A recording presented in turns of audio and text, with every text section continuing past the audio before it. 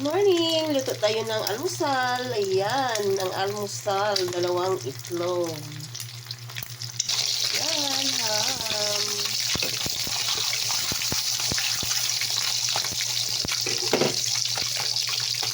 Yan, good morning, good morning. Yan, nilutuan ko ng itlog yan. Ganun pa rin ang mantika sa ham pagprito. Malinis naman yan mga friend. Yan ang ating almusal ngayon. Ito ng ating ham. Sarap. Yan na. Ayan na. Luto na yung ating ham tsaka itlog. Halika kayo mga friend. Almusal na tayo. Para pasok na naman sa work. Yan. Yummy yummy. Migil shout out sa lahat-lahat ng viewers ko. Maraming salamat sa support nyo sa aking channel. I love you all. Thanks for watching.